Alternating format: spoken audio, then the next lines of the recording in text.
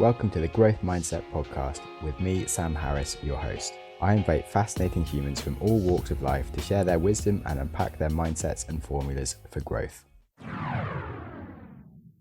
Welcome to another episode of the Growth Mindset Podcast. Today we have Dhiraj Mukherjee. And so firstly, did you ever feel like you would be someone that had done something that hasn't necessarily changed the world, but just people know about? Because currently I'm at the point where I'm definitely doing something that could kind of change the world, of just change the way people have these experiences, and that'd be super awesome. But it's kind of when I look back in 10 years time, will it be oh, it was so inevitable, or just sort of questioning yourself? I don't think so. I try to be what I value. So I try to connect with people. I try to be generous when I can. I try to have a positive influence where I'm able. And I think that, people are more likely to pay attention if they say, oh, tell us more about your story, which is a great kind of calling card. But that's not what's important to me. What's important to me is, does someone take away an idea which they go, oh, that's a thought which I can build on. And, if I look at some of the change makers in the world today, I was thinking about someone like Malala, for instance, or, what Greta Thunberg did with raising awareness of climate change. These are young people, young women who haven't been presidents, or they're not billionaires or whatever. They just, the force of their ideas and their energy is a million times more than any impact I've had. So that's much more the model which I buy into, which is, how can you have a positive impact, regardless of who you are or your circumstances. But I think, ideas have a lot of power when they land in the right place with the right group, and that can have a dramatic impact over time. Definitely. One thing I've been interested in is, you're clearly very concerned in giving back and doing a great job of it. Were you always like that? Did you kind of try and do a lot as you were going along, or was it you sort of really focused on building to the point where when you exited, you could then sort of relax and do these things? Yeah, that's a really good question. Actually, it's an unusual story in that sense as well, because I left Shazam after 3 or 4 years when we had hired in a management team, and it was one of the conditions of our funding was that we would bring in an experienced CEO, which we did. Jerry, who did a fantastic job for us and was then succeeded by Andrew Fisher. And I wanted to do something which gave back. So even though I continued on the board as an observer for about 10 years and as a shareholder, I went to work for Save the Children. And that's where I learned a lot about the power of young people and the mindset of,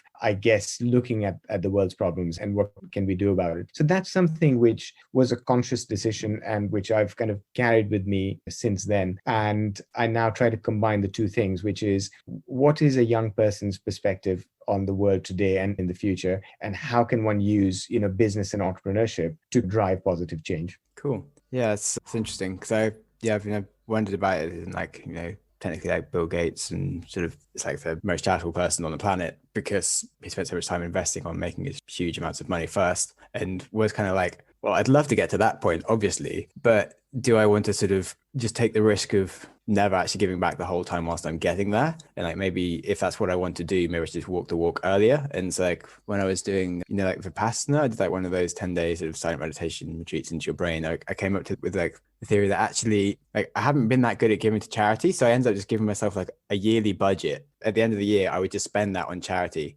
But as I'm going through the year, it just always, anytime someone was running a marathon or something, I'll just give them 50 quid, because it's on my budget anyway. And so instead of being oh, for fuck's sake, someone else is raising money and I don't want to give them money, and suddenly I can be really happy about it. I'm oh yeah, I'll give you money. I didn't even know you that well, but now you're going to think I'm great and I get to be nice. And it's just so stress relieved by doing that. And I really enjoy it. And it's just just the way you think was just a really nice mindset change. I completely agree. So I don't buy into the work hard, make lots of money, and then, sort of give it away later. I think one can do the two at the same time. It's about, values. And don't get me wrong, I've got tremendous respect for Bill Gates and what he's doing. And I think that I'm particularly interested in clean tech and climate change now. So I'm going to be learning a lot from what, Bill Gates and his investment fund are doing. But I think there's an opportunity to do both. For sure. For those of you who listen to my show, you know that I try to make mindfulness part of my daily routine. It's really an essential part of my morning. And I've tried meditating to help me sleep, but often it's too late. I'm just sort of in my own brain doing silly things and I just can't sleep well. So I felt like I needed something more. And that's why I've tried New Calm. It's really helped me just calm my mind and just sort of quieten everything and just get a good productive night's sleep so that I can then deal with the problems that my mind is trying to deal with, but is keeping me awake and being very unhelpful about. And so, yeah, it's great. Basically, New Calm gets you into a deep transcendental meditative state every time. Even if you're just starting out with mindfulness, it kind of has just been proven to work for people. It's the only system of its kind that's been clinically proven in over 1 million sessions to improve your sleep, reduce your stress, and boost your recovery without any drugs or side effects. It uses cutting-edge neuroscience and consists of 3 non-invasive and non-pharmaceutical items, which come with your monthly subscription. The whole process is just really easy to use and work into your daily routine to achieve better sleep and less stress. So you can try it today and own the New Calm system. With 2021, you can become more mindful. There's a special link set up specifically for our listeners. You can go to growthnewcalm.com and get 50% off your first 30-day subscription of New Calm with a money-back guarantee. That's growth, NUCALM.com, growthnewcalm.com. Well, this could be a very neat transition into what you're doing with angel investing and stuff. Or we kind of glossed over the fact that you kind of were bought out of your shares and became like on the board for a while and such.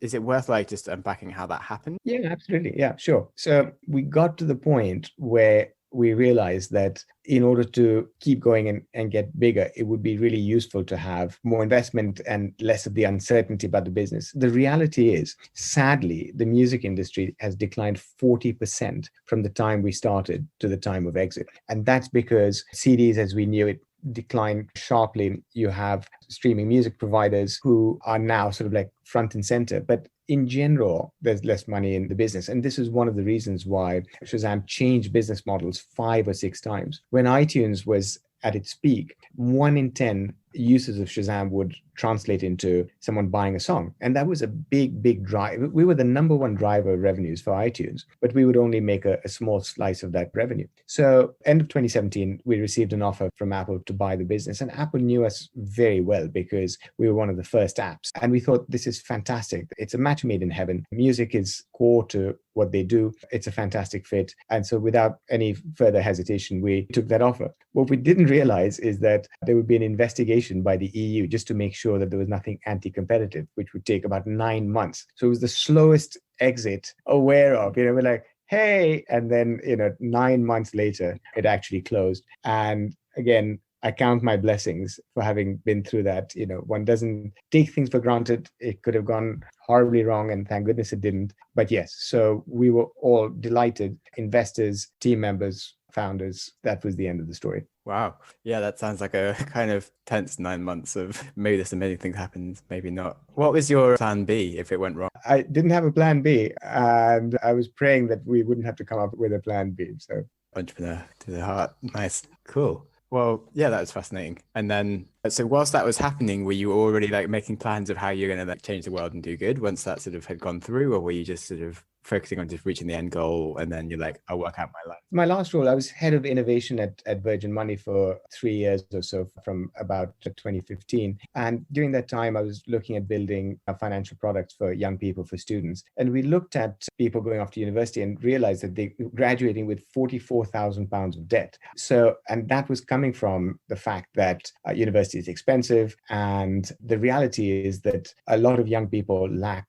financial literacy, knowing how to manage this big loan and what does a 6.5% interest rate actually translate into. And so rather than trying to come up with a financial product, which was not necessary, what we went into was more about financial education. And because of a whole wave of entrepreneurs and wanting to start your own business, so learning about managing your money, learning about budgeting in the context of starting a business. So that was one of the takeaways for me, and being able to empathize with, in this case, what I call financial wellness. And then there's other domains as well, which it took me to. So one of my early investments was an ed tech company called Course Match, which helps young people choose the right university course. If you make the wrong choice, you can end up dropping out after a year and being £20,000 in debt, which is a terrible outcome. So that's how I actually got started with my focus on tech for good, which is a deliberately big tent. So it includes things like avoiding unconscious bias. I've got an investment in a company called Erase All Kittens, which helps